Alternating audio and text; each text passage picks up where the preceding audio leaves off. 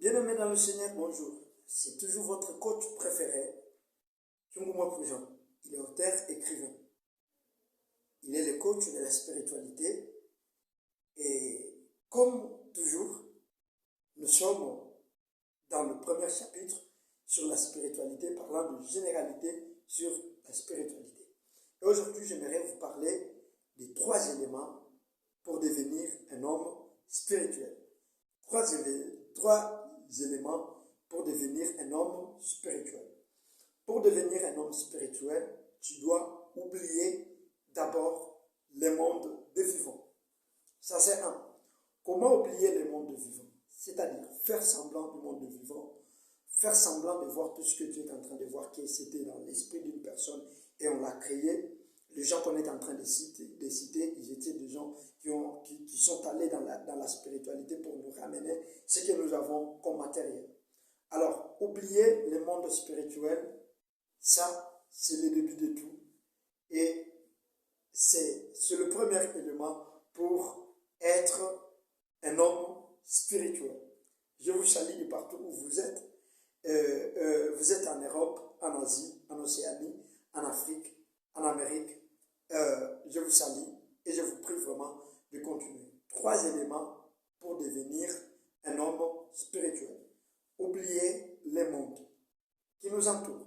Donc, oubliez que tu étais né dans une famille, oubliez que tu dois étudier, oubliez que tu manges, oubliez que tu fais quelques services. Entre dans le monde spirituel. Créez votre monde avant toute chose. Comment le créer? Je vais vous le montrer dans les jours à venir. Et ça, c'était le premier élément pour devenir un homme spirituel. Oubliez le monde, oubliez tout ce que vous connaissez dans ce monde vivant pour être un homme spirituel. La deuxième des choses, le deuxième élément, vous devrez vous sacrifier.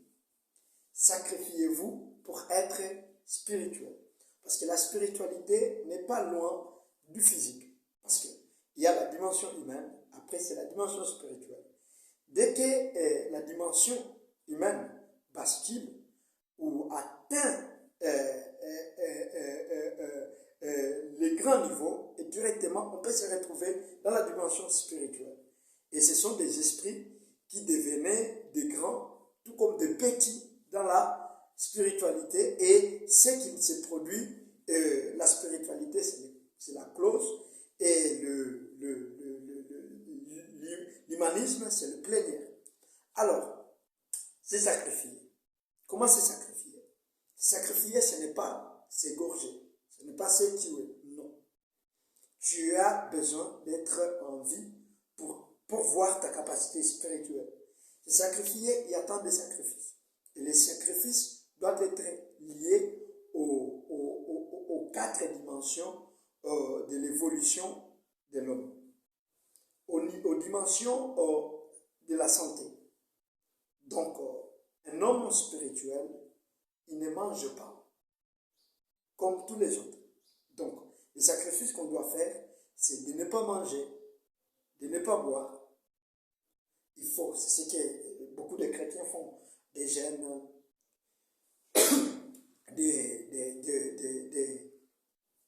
des carèmes. C'est bien pour la spiritualité. L'esprit devient souple quand on ne mange pas.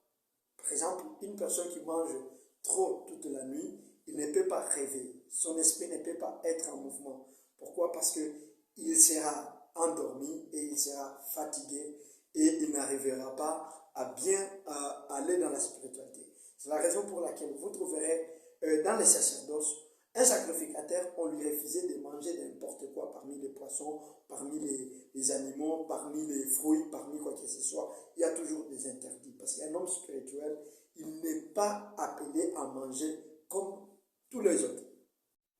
Bien qu'il y ait d'autres enseignements qui disent qu'il faut manger pour la santé, ça engage que le physique. Il y a dans un autre niveau, dans un autre état de la vie, un homme spirituel, dans l'expression, il ne parle pas beaucoup. Il ferme sa bouche pour bien regarder. C'est un sacrifice à faire. Tous les hommes parlent, tous les hommes commentent, mais toi, tu es toujours caché, tu es toujours calme, avec une vie solitaire. C'est quelque chose de si grand. C'est l'ensemble du sacrifice. Un homme spirituel ne parle pas trop. Un homme spirituel, parce que dans la spiritualité, tout ce que nous parlons, ça mène de l'esprit, ça mène de la clause. On peut se maudire sans le savoir. On peut appeler les démons sans le savoir. On peut se faire anarquer sans le savoir. Ce sont des sacrifices. Tu ne peux pas parler, tu ne peux pas. Un homme spirituel, il se renferme plus. Plus il est devenu invisible dans le monde des vivants, plus il est devenu puissant, spirituel. Regarde, si les gens te prennent comme une personne légère, parce que tout le temps tu es avec eux, ils te connaissent, ils connaissent ce que tu es en train de faire. Mais un homme spirituel, c'est une personne qui se détache des gens, qui se détache des familles, qui se détache des amis, qui reste seul pendant beaucoup de temps et qu'il est en train de méditer. Et cette méditation, c'est ce qui va apporter quelque chose de si grand. Voilà le troisième élément pour être un homme spirituel. Un homme spirituel, c'est quelqu'un qui médite sur la spiritualité et sur les effets spirituels.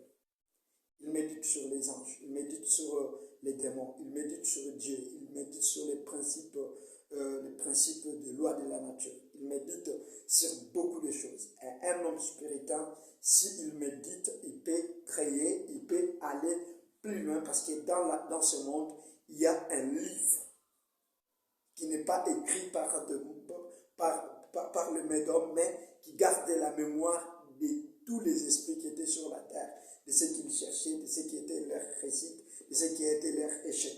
Maintenant, si on médite, des fois, l'esprit nous envoie des messages et des messages qui pourront aider le monde pour révéler quelque chose qui n'était pas dans ce monde. Voilà les trois choses pour devenir un être spirituel. Pour devenir un être spirituel, je vous ai dit, il y a trois choses. Premièrement, oublier le monde. Deuxièmement, trop de sacrifices. Et troisièmement, la méditation. Ce sont ces trois choses qui ont ramené tous les grands, tous les maîtres, tous les sauveurs, tous les prophètes que vous citez dans ce monde. Ils ont si assez disciplinés sur ces trois choses et ils ont eu des révélations et ils nous ont donné l'aperçu du monde tel que nous sommes en train de le voir aujourd'hui. Merci beaucoup. Si ce message vous avait plu, on aura à évoluer avec ça. Prière de nous écrire sur plus 243 82 31 11 080. Plus 243 82 31 11 plus 080. Que Dieu vous bénisse et que Dieu soit avec vous.